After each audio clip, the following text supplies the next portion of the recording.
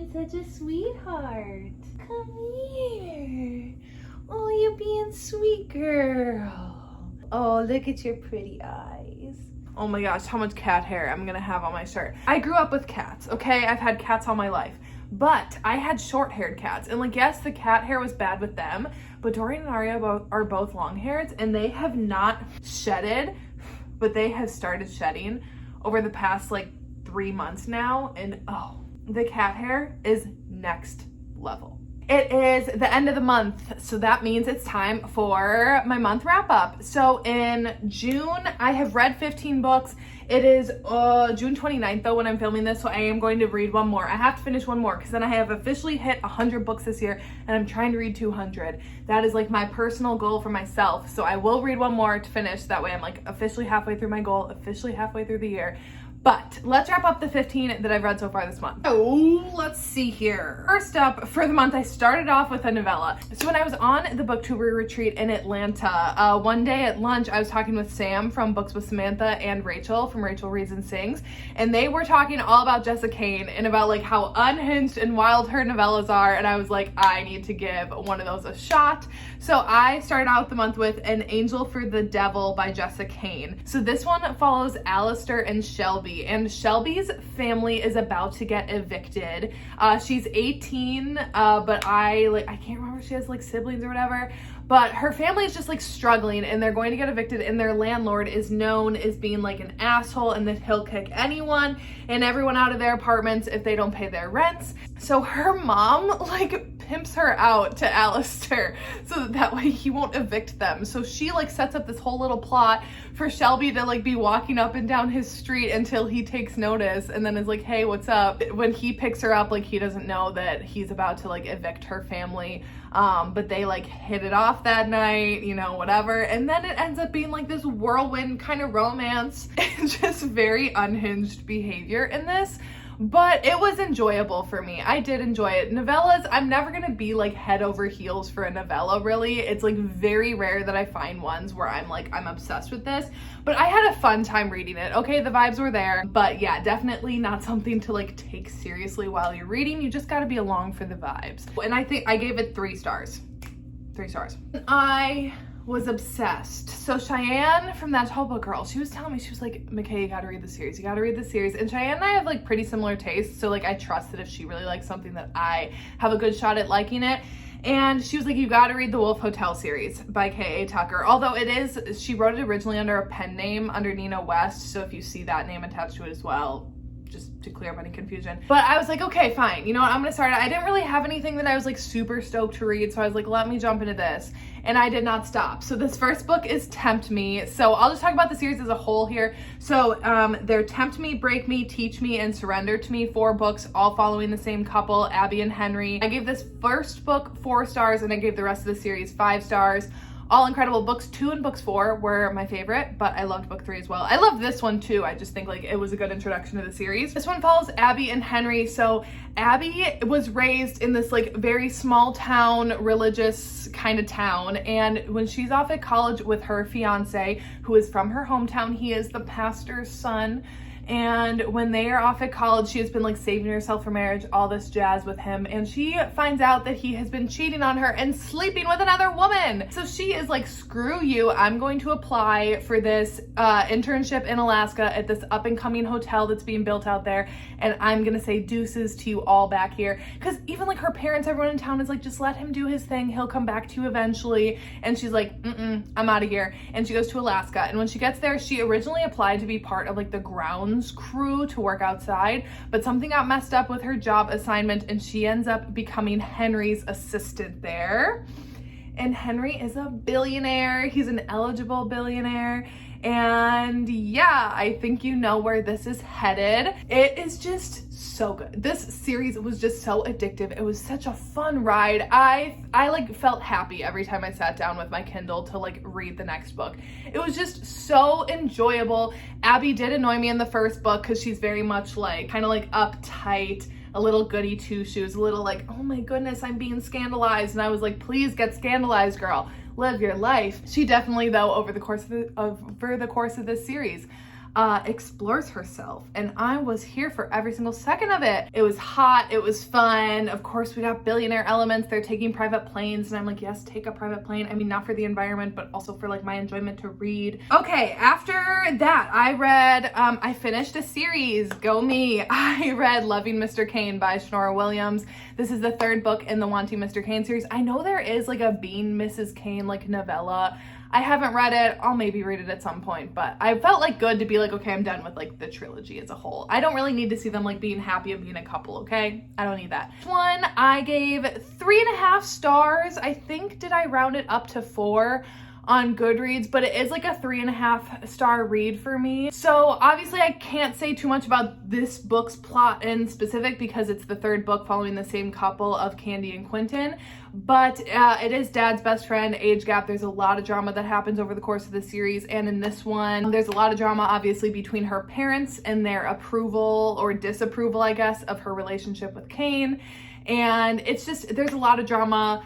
Kane also has like some back history that's like coming into play, and yeah, it was good. I just felt like it was kind of stretched out at this point. I did like some of the theatrics, I guess, of the book, but overall I was just kind of like done with it at this point, and I didn't think that it necessarily needed to be 3 books. But I still did enjoy the series as a whole, like the trilogy as a whole, love, but I think this book in particular, it just felt a little long to me by the end here. This was one that Sam and Rachel were specifically talking about, The Husband Sitter by Jessica Kane. So this one follows Astrid, and she was raised by like hippies, you know, like on this like open community kind of place. And when she turns 18, her mom's like, you need to go and share your gift with the world, because her gift, I guess, is like calming people down or like making them feel good emotions or something. I don't know, but anyways, she ends up in California, I think, and she of course needs a job, so she looks online and she just happens to find this listing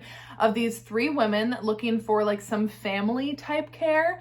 So she's like, I might be good at that. Let me go and apply. And she shows up and she meets Mrs. Red, Mrs. Blue, and Mrs. Black, maybe? Is that what their names are? They're obviously like code names. But it's these 3 wives who, they are all busy. They all have different needs. So one of them is just super busy. She travels a lot for work and she just doesn't have a lot of time for certain needs for her younger husband. One of them has something that she's always like dreamed of, like a fantasy that she's always ended up having with her husband. And the third one needs something that she can't fulfill for her husband. So they basically ensue Astrid to be their husband sitter, and she agrees. Again, just unhinged behavior in this, but just a fun time. Again, you cannot take it too seriously. It is just like a fun, wild time. Very entertaining. I think I gave this one 3 stars as well. Then I read Beautiful Sinner by Sarah Kate. This was for my Out of Bounds book club that I co-host with Nikki over at Nikki and Bookland. This was our June pick for this month. You can check out the live show. The live show was on Nikki's channel, so if you want to watch that back, you can go back and see that. But we read Beautiful Sinner by Sarah Kate. So this one follows Cadence and Callum. And Cadence is over in Ireland on vacation, and she meets some dudes and she like ends up hanging out with them for a bit. And she basically ends up getting scammed by them and then is kind of like left abandoned at this bed and breakfast type place where Callum lives and owns with his sister. I can't remember his sister's name now. She's kind of stranded there, and they end up offering her a job, and she ends up just like staying and working there instead of returning back home. She's just like very lost and kind of like looking for a purpose. And Callum is a priest. So it is a priest romance. That's how it kind of fit in like our Out of Bounds kind of territory with it. So this one I gave 4 stars. I would say it's on the lower end of 4. I did enjoy it. You can hear my full thoughts obviously in that live show, or if you already watched that live show and read it with us, then you kind of already know. I did like that, unlike some other priest romances that I've read, Callum was a priest because he genuinely loved the religion, and like he loved being a priest and like what came with it, and like working with people and just being that kind of like guidance for people. Where in other priest books that I've read, normally the heroes have become priests as like a form of punishment for themselves. Like they feel like they deserve to live this kind of like deprived life. Not saying that like if you're a priest you're deprived, but like, I mean, you know, whatever. We're not getting into that. But I liked that he like genuinely loved his role as a priest, and that made it more interesting, I think, when he did break his vows and like that guilt that he had inside of himself. I absolutely hated what happened in the third act. I was so annoyed. So yeah, I don't want to spoil anything, but that really annoyed me. Like overall, I didn't really like connect with either of the characters, but I think the story as a whole was solid. So yeah, I definitely enjoyed it, would recommend it, but nothing like about the characters necessarily was like super stand out to me. Then I read 2 novellas that like go together. So they're 11 Hours and 11 Scenes by Octavia Jensen. So the first one, 11 Hours, so they follow the same couple, but it starts out in 11 hours. And this one follows Briella and Harrison. So they're a lawyer and a paralegal, and they work in the same building, and they're like enemies. Okay, they're co-workers, but they are enemies. They don't get along. They don't like each other. One night, actually, like after work, so it's like after hours, she's heading down because she's still working in her office to pick up some food, and they both end up on the elevator together, and the elevator, there ends up being an earthquake, and the elevator ends up getting stuck. So they are stuck in this elevator. They have no like cell reception, nothing, and like there's no one really in the building who would know that they're like still there or like be wondering where they are. So they're like, oh shit. And it's 11 hours that they spend in this elevator together. So obviously you got the forced proximity in there, you got the enemies, but they have some sexual tension built up between the two of them. And yeah, it was good. It was a fun time. I did get a little sick of being in the elevator by the end. I was like, can we please get out of here? I was feeling like a little stuck as a reader. But I felt more resolved in that when we got to 11 Scenes. So this is the second novella, still following them. But they have some particular tastes between the two of them, and they have 11 different scenarios that they want to explore together. It was a fun time. So I think I gave both of these 3.5 stars. I enjoyed both of them. Yeah, I don't really have much more to say. They were like a fun time. And I feel like I read a lot of novellas this month because I needed a lot of palate cleansers. I don't know. I just like, I don't know. I kind of I've struggled with my reading the past couple months.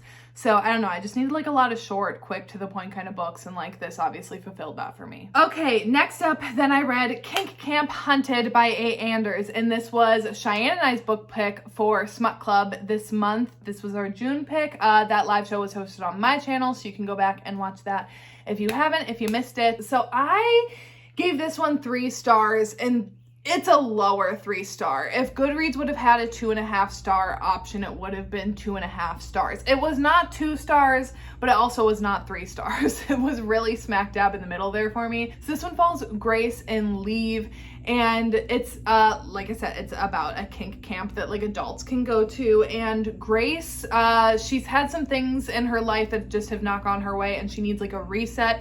And she has a fantasy that she wants to act out of being like hunted and chased. So she goes to kink camp with her best friend, and when she's there, she answers an ad on this board of someone like looking to chase someone, and she's like, okay, you can chase me, but it's like one time only. We don't exchange names, no personal information. You don't see my face, I don't see yours, even though they're in the dark, and like your eyes would adjust in the dark. That was one of our grievances. We're like, how do they not know anything about each other? I digress.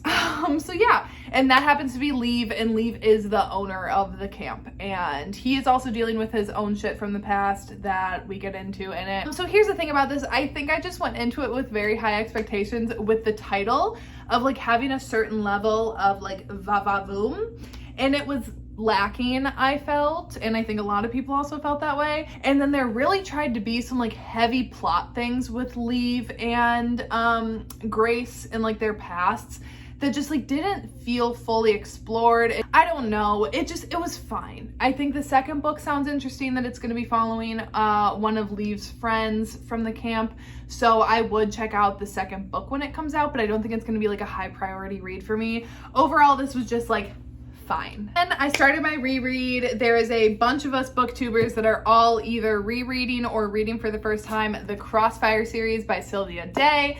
So that vlog is going to be going up like the 4th week in July, 3rd week in July. I read these books back in 2019, so I remember a lot, but I also forgot a lot. So this was a really fun reread for me because it felt new, but also familiar at the same time. Like when characters would pop up, I was like, can I trust them? I don't remember. Like, I remember them, but like, can I trust them or not? I don't know. So this one follows Gideon and Eva, and it is a 5-book series. So this one, Buried to You, it's a billionaire boss employee BDSM romance on the darker edge, I guess. I didn't remember it. I mean, like, is it dark? I wouldn't say it's a dark romance, but it has a darker edge to it. Both of them have some really bad trauma in their past that they both kind of like are working to overcome with each other. You get into Eva's a little bit in this. Gideon's, you don't really get much. You only see him having nightmares in this one, and you do get into it over the course of the other books. I gave this one 4 stars when I first read it, and I still gave it 4 stars this time around. You'll obviously see my full thoughts on it in my vlog that will be coming at the end of July. But yeah, I'm really liking jumping back in the series. Okay, then I read Give Me More by Sarah Kate. So this is the 3rd book in the Salacious Players Club series. So this is Drake's book, and first of all, I love this cover. The covers of this series are knockouts. Praise Eyes on Me and Give Me More. Like, these covers, I'll kill it. So this one follows Drake, Hunter, and Isabel, and it is like an MMF menage kind of situation. So Hunter is an owner in the Salacious Players Club, along with the 2 heroes from the previous books, and he is married to Isabel. They've been together since she was 18. I think they've been together like 10 years now, and Drake has always been his best friend, and he's just always kind of been like a third wheel in their relationship. Not like in a bad way, but he's just like always kind of been in with them from the beginning, but never like in with them. And when we're starting this book, they are on a road trip going out to scope out some other clubs for Hunter to get some ideas for Salacious Players. And on this road trip, their relationship with Drake kind of changes a little bit. Hunter has certain things that he wants to see Drake do with his wife. And then eventually Drake and Hunter start coming to a realization that maybe they love each other as more than just brothers. Not actual brothers, but like friends, you know, like they're like bros. This was really good. I did end up giving it 4 stars. Praise is still my favorite in the series, but I did really like it. I loved Drake and Isabel together, and I loved Drake and Hunter's dynamic, but I didn't necessarily buy into like Hunter and Isabel as much, because they're like the married couple. They're already established, and I felt like I should feel some sense of like chemistry between the 2 of them. And I didn't really get a lot of that. I got all the chemistry between Drake and Hunter and all the chemistry between Drake and Isabel. And then like as a 3, like as a group, it was there, but it was really not there, I felt like, between Isabel and Hunter. And then again, the 3rd act, Sarah Kate sometimes pulls some stuff in 3rd acts that I just personally like don't like. And there was something in this where I was like, you are not doing this. And Cheyenne, who even told me, she was like, you're gonna hate something at the end of this book. And oh, when it happened, I got on my voice memos and I was like, Cheyenne, it happened. And I didn't like it. But overall, as a whole, this book was like great. It was hot. I love the menage. I love, like, why can't everyone just end up happy together, you know, rather than like having to choose. That's why I think I don't like love triangles. I'm like, let's just all be together. Okay, last 2 that I've read so far, because obviously I'm not going to talk about the read that I'm finishing right now. We'll talk about that, and I'll just add it into my July wrap up. So again, another rec from Cheyenne. It was just the month of reading Cheyenne's favorites, I guess. So she had read this and she was like, it's hotter than Credence. And I was like, are you sure? And I was like, okay, I'm gonna give it a go. Similar kind of premise. So this one follows Hannah, and she is on the run from her abusive boyfriend / now like ex-boyfriend. And she steals his car, and as she is trying to leave him, it ends up breaking down, and she's like, oh shit, what am I gonna do? She finds this random bar in the middle of nowhere, and she walks in and she sees these 2 dudes, Micah and Luke, and they're like, yeah, we can help you out, like, come on, we'll help pull your car, or like tow your car and bring it back to our house, and like you can spend the night while you like kind of figure your shit out. And they are brothers, not really brothers, you like get into that in the story. So there's like no sword crossing or anything between them, don't get that twisted. And when she arrives there, she meets Sean, their father, and he is really hesitant to have her around. He has been a career criminal, and he's like, we do not need this stolen car on our property, like I'm not trying to go down for this. But he ends up you know, becoming attracted to Hannah as Hannah works her way into all 3 of the men's lives. And yeah, she explores her relationship with all 3 of them. So yeah, it's a reverse harem, little bit of an age gap, obviously, between her, not little bit of the age gap, her and the dad are like age gap, obviously. It was hot. I gave it 4 stars. I did really enjoy it. It's very insta love, which is just obviously not my favorite. I do really like a slow burn, but obviously in the sense of this, with it being a novella, like it did have to be quicker paced.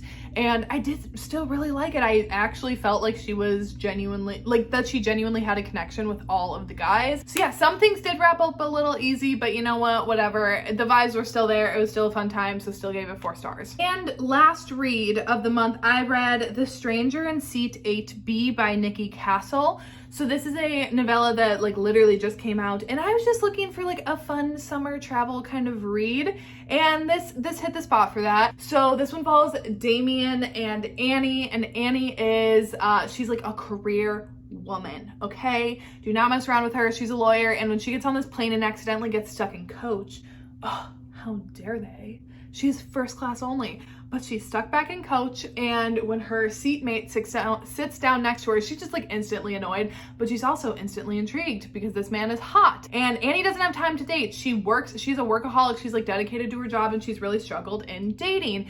And this stranger, Damien, is just intent on talking with her and making small talk. And eventually he gets her to open up a little bit, and they kind of connect on this plane. It was great. I liked it. It's Grumpy Sunshine, which I love, especially since she is the grump. I love seeing a grumpy heroine. And yeah, it was just good. It was like a solid connection between the two of them. I liked their conversations, and I just liked the way that the story went, that like it wasn't like they got off the plane and they were instantly like, we're gonna be together. No, I liked that it felt like realistic in that sense. So yeah, I ended up giving this 4 stars. It was just like a solid summertime traveling novella. You know, it just kind of fit like the mood that I was in at the time. Okay, so that is it for today. So you got a lot of videos this week from me. Be sick of me.